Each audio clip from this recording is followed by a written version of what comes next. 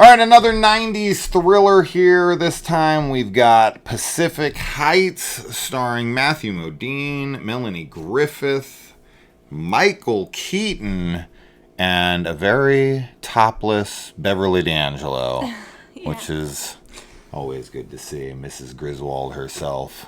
Okay, so this one is about a couple who buys a property in San Francisco. They are buying it as this investment, and in order to cover their very risky loan, they have to rent out parts of their house to tenants. And one that they rent out to is a nice little Asian couple. Yes. And the other one is a psychopath who wants to ruin their freaking life. Yeah.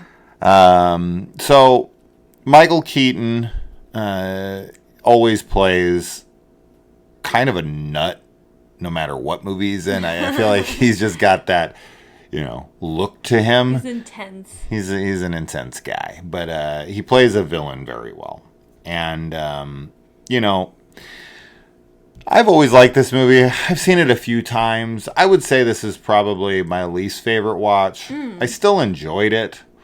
But there are things that I feel like a lot of these 90s thrillers, they're always just so rushed in a lot of areas. But I still do quite like this one. And I think a lot of that has to do with how nuts Michael Keaton is in this. But I do think one of the gripes I had on this watch, because I was watching it with you, and I was while I'm watching it with you, I'm always trying, especially if it's something I've seen before, I'm always trying to come up with defenses for plots if you were to ask me a question, because it's like, I showed you this thing. And you're going to be like, what is this? And I better have an answer. And I feel like his motivations for what makes him do this are a little unclear. I would say they're very unclear. I have a summation that I've always held, which my understanding of things was that he's trying to get the house to be foreclosed on. Yeah. So that he can buy it for a much cheaper price and then turn around and, sell it for a big profit. And that's always what I had figured what was going on here. He goes in, he rents rooms from these people. He doesn't,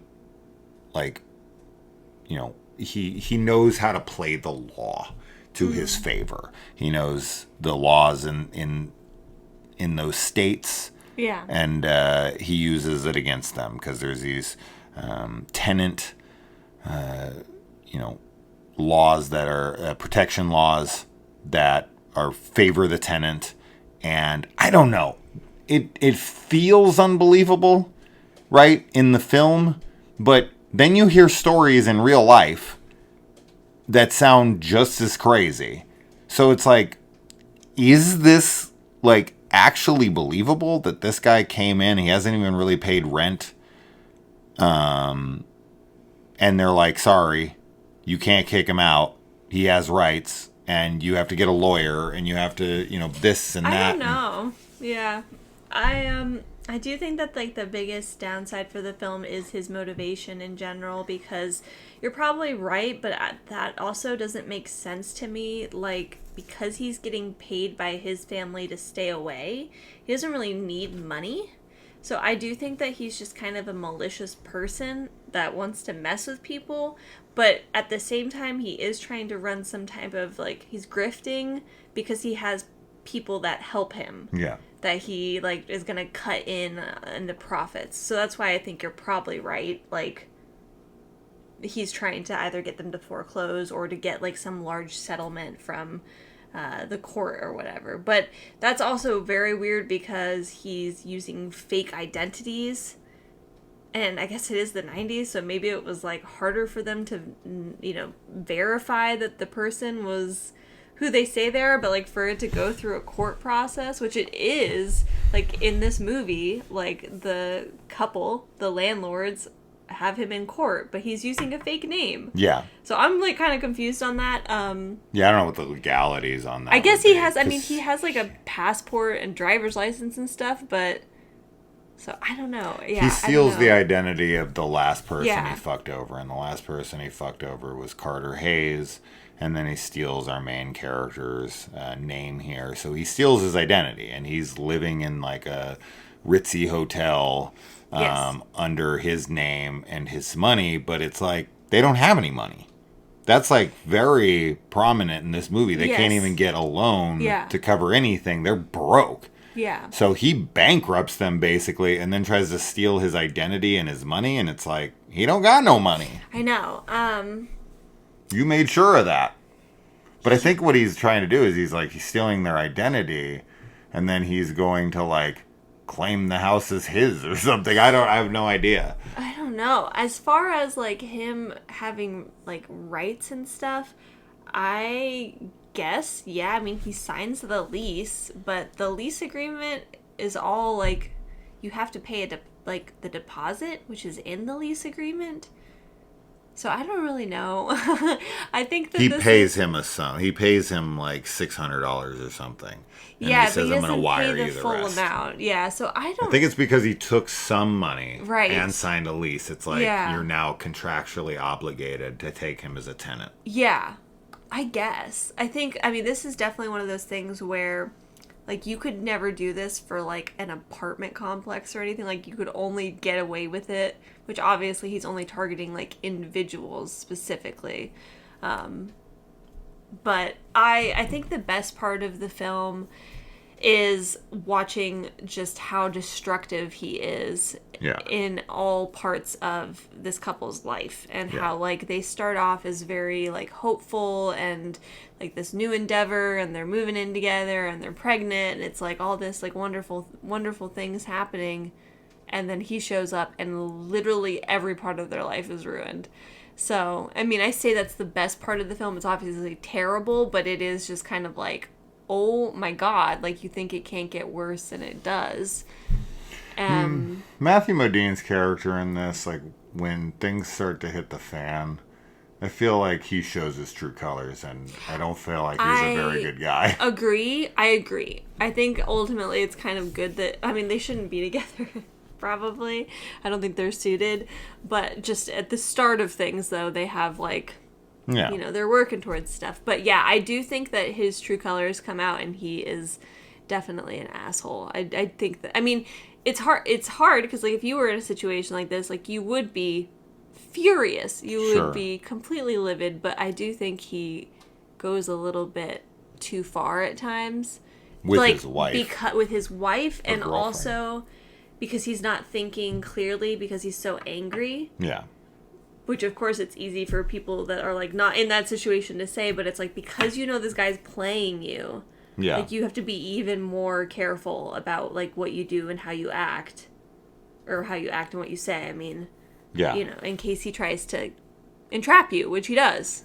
I feel very bad for the little Asian couple next door. I do, too. When they're trying to like, move out. So sweet, and they feel very bad for leaving too, because they're like, we're literally just leaving because of this guy. Yeah. And I like Michael Keaton a lot in this. I think he is really intense. I like the way that he plays this character. He feels just like very skeezy and like just awful. Yeah.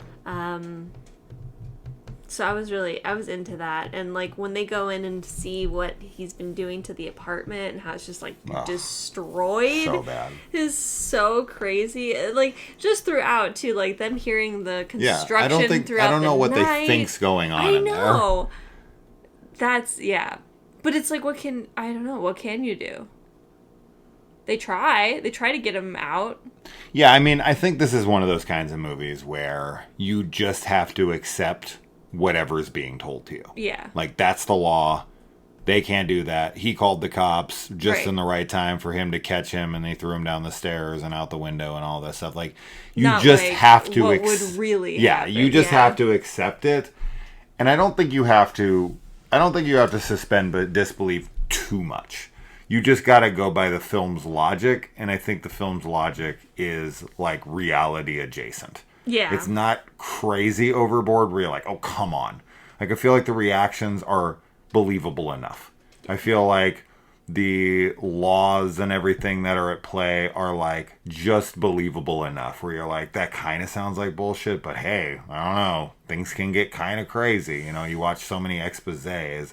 You know, I've watched enough John Oliver and stuff like that where I'm like, Jesus Christ, like, how is this legal? Yeah. How is that a law? How is this, you know, I see that kind of shit all the time. So all I have to do is look at it through that lens, and I'm like, yeah, it might be. So the antagonist nature of the movie is the most entertaining part. Yeah. Right? It's literally just watching him destroy their lives and then them fighting back to get their life back. That's the fun of the movie. Mm-hmm. And seeing him finally, you know, defeated, and, you know, he gets pissed off, and she scores a win against him by going to the hotel and charging all this shit to his room, getting him kicked out. He chases her down, fights him, you know, he falls on the exposed pipe that he cut that pipe, like he, you know, it was the maker of his own demise in that context. So that's kind of fun. Now, whether or not they would be prosecuted for manslaughter in that scenario, I mean, that's why I said you don't want to think about things too deeply. Right, when it's a movie. right. It's like, fuck it. Because that's what you want to happen. Right? It is very cathartic. It's like, fuck this guy. Well, yeah. I want this guy dead. Kind of like he's going to just keep doing it to other people. And then this whole thing he has with like Beverly D'Angelo's character, where she's like obsessed with him and like shows up at the house and is just like, he's the best man you'll ever know. And she's going at Melanie Griffith like, you know, like, he wants me and not you and all this. Like, very possessive. But that's that kind of guy. He does that shit. I think that's very believable. He's like made her, he's made her think that they're in love and all that. Yeah, it's very manipulative because that's who he is entirely. Yeah. Mm-hmm. So, yeah, a super entertaining movie that you just don't want to think about too much, but you don't have to, you know, think. It's not like if you don't have to fight yourself. Right, it's not too hard. You just got to kind of roll with it a bit, and you know, it doesn't take much to get the ball rolling in that department for me. And yeah, I don't know. The relationship between the two, at first, it's kind of cute. They have okay chemistry, but they fall apart so fast. Yes, they do. He becomes very unlikable very quickly. And I don't think that was the intention. I think we're supposed to be rooting for both of them.